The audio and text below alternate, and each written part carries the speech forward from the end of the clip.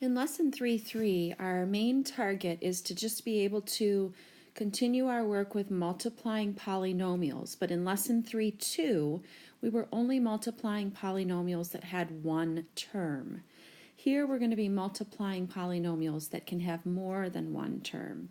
So for instance, we're in this problem going to multiply this monomial, 3x squared, by this trinomial, 2x squared plus 5x plus 3. In order to do so, all we really have to do is just take this 3x squared and distribute it to everything in the trinomial. So we're going to multiply it by the first term, we're going to multiply it by the second term, and we're going to multiply it by the third term. So, in other words, we're going to take that 3x squared and we're going to multiply it by the 2x squared. And then we're going to take that 3x squared and we're going to multiply it by the 5x. And then we're going to take that 3x squared again and multiply it by the 3. And then add all those together.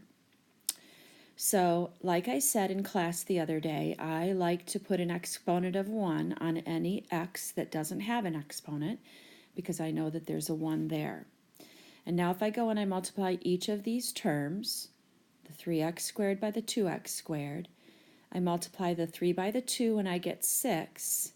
When I multiply x squared by x squared, that's when we add our exponents. So I'm going to get x to the 4th. When I multiply the 3x squared by the 5x to the 1, I multiply the 3 by the 5.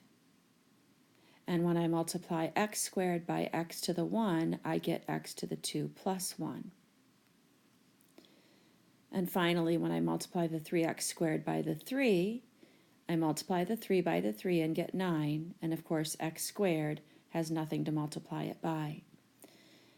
Since each of these answers has an x with a different exponent, and we're no longer adding, or no longer multiplying, but rather adding, these are not like terms, and we cannot add them together. So that's our final answer, 6x to the 4th plus 15x to the 3rd plus 9x squared. That is example 1 in lesson 3.3.